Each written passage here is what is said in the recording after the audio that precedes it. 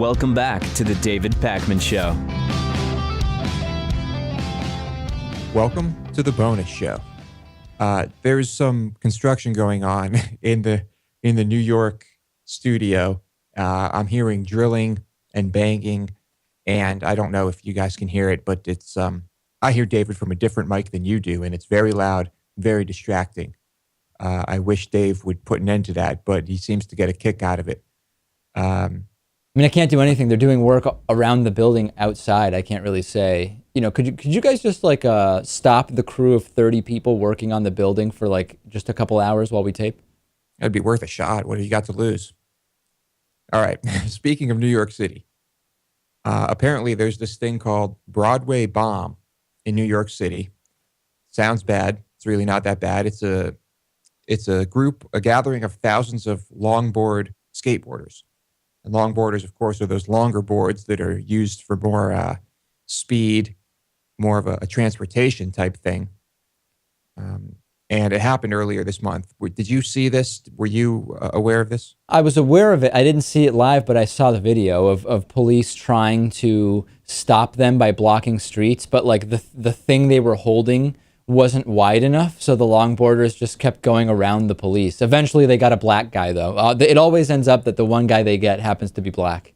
Yeah, they tried to corral these guys with this just net that, I don't know, like 8 cops stretch out. And someone got video of the whole thing and, of course, sped it up and put it to the Benny Hill theme, and it's hilarious watching the Donut Squad try to do something about this. And really all they're doing is holding up traffic, which in New York is already pretty bad. So I can imagine being a driver stuck behind this has got to be pretty annoying. Yeah, there's some really absurd traffic things that go on here, and it takes a little bit of getting used to, where somebody will just stop their car in the middle of a one-lane road because there's cars parked on both sides and only space for one car, and they'll just stop the car because they're waiting for someone to come down from an apartment or whatever. And then when 50 cars behind them start honking, they'll start doing the thing where they start almost doing like a 20-point turn, but you're in a lane. You can't go anywhere. So they start, like twisting the wheel all the way to one side and like moving over a couple of inches, which now allows like 15 inches to pass through instead of like 10.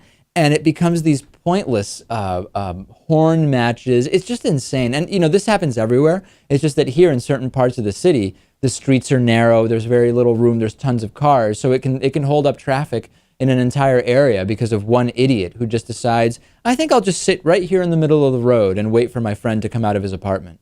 Yeah.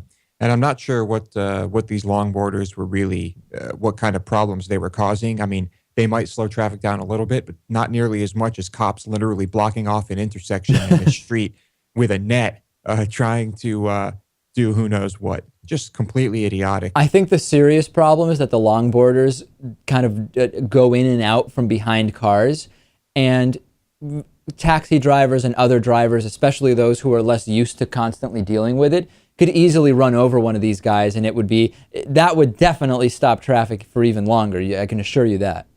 Yeah. Anyway, I don't think we're going to be looking forward to David's first run-in with the NYPD. Probably won't be the best experience. Hopefully we can avoid that, though. It seems like they're completely incompetent. But not all of them, of course. I'm sure there are plenty of good ones there. How many police officers are there in New York City? Tens of thousands and 100,000. I'm not sure how many. Tens of thousands, certainly. Every NYPD officer I've bumped into has been very, very nice. Well, it's because you weren't breaking the law. Or they didn't think you were breaking the law. Anyway, let's talk about R. Kelly. Why? I don't know. He's pretty irrelevant. But anytime I think of R. Kelly, I think of the David Chappelle skit where after there were rumors of R. Kelly peeing on girls, David Chappelle pretended to be R. Kelly in a skit and did a song called Pee on You. And it's one of the funniest things I've ever seen in my life. Yeah, R. Kelly really just brings back it just all brings back memories of when he was in the news all the time. He was committing all sorts of crimes all the time, and he just seems like a very odd individual. It's kind of like a throwback. It's like if we were to do a story about Saved by the Bell or something. It just reminds me of those years. Different years than Saved by the Bell, but still. Right. So this is a nostalgic story for us, but apparently he had a show. There was a performance in Louisiana's Monroe Civic Center. A lot of fans paid up to $150 for what they thought was going to be an R. Kelly performance. They waited until 1 a.m. and then out comes an impersonator, a guy named R. Jelly, who apparently, according to all the fans, was lip syncing. And everyone very quickly realized it was not R. Kelly. I don't know what happened. They haven't released a statement, but apparently he was just involved in something. I don't know. Held up. I mean, you have to assume that if it was traffic or an accident or something beyond his control, he would have made a statement, called. They would have canceled the concert. People would have been refunded. Who goes to this length? This is so insane. And I've heard of that thing where certain bands, usually it's drug related, where the show won't start till like midnight, even though it was supposed to start at 8, and half the people are gone. And we hear about these stories all the time, but this is just the height of arrogance. It reminds me of that story Howard Stern told when he was invited to hear Prince play his new album in a hotel suite, and he shows up and Prince comes out and he has the lights all turned off because he wants to play in the dark. He doesn't want anyone to see him. And then I don't remember if it was at the same thing or at a different one. It's like the big premiere of his album, and he plays it off of a CD. Like he literally comes over, and people think they're showing up to see a live performance of the music, and Prince just plays a CD of the music, and people started leaving. Some of these things are just the height of arrogance, and it's amazing how people even get to a point in their mind where their celebrity gets them to where they think that's a reasonable thing to do. Yeah. And this guy was booed off stage 4 minutes into his performance. These people waited the show was supposed to start at 10 o'clock. They waited for quite a while. And then the promoter said he's only going to refund half of people's money. Incredible stuff. What an asshole. What a complete asshole. And might I add that apparently this whole thing was set up. The lip syncing must have been set up beforehand for this guy to be able to do it. So I can only imagine that R. Kelly was also going to be lip syncing, which is not a surprise. Now, if this could never happen with the type of music I listen to.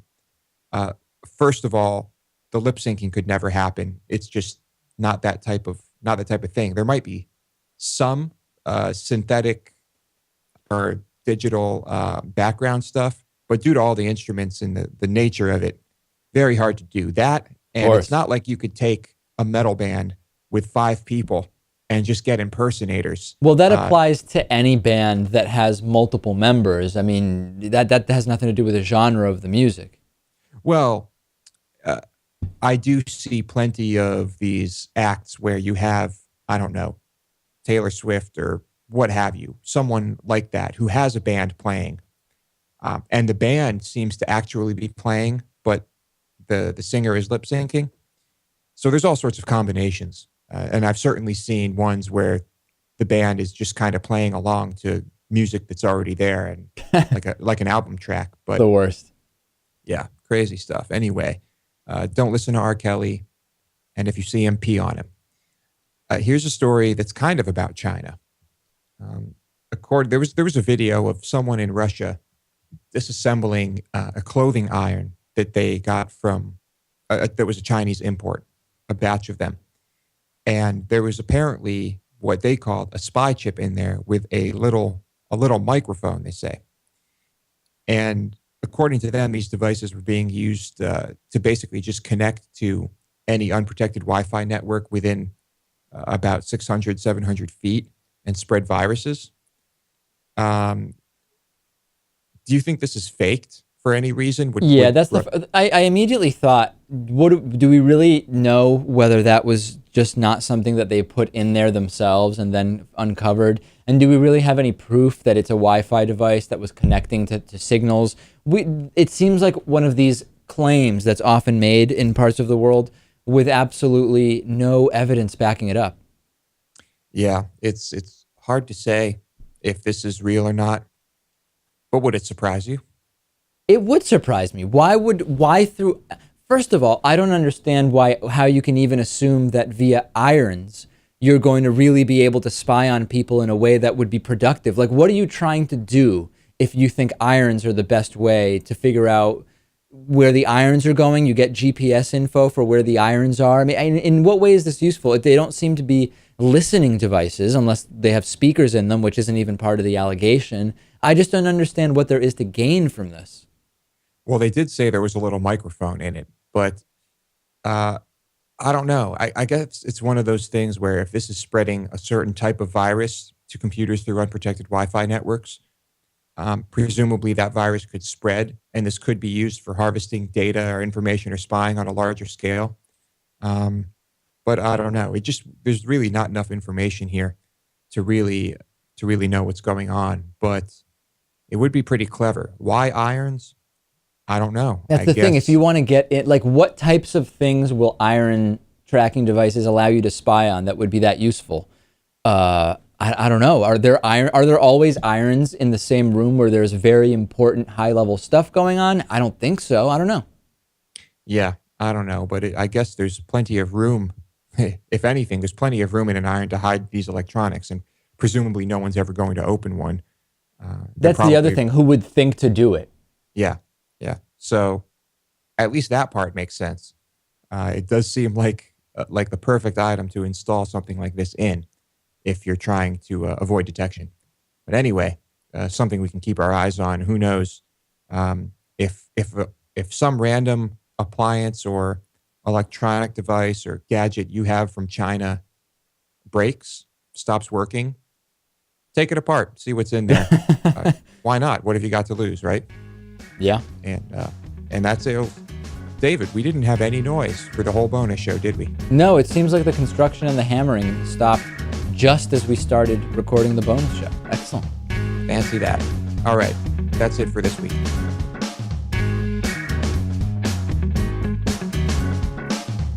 The David Pakman Show at davidpakman.com.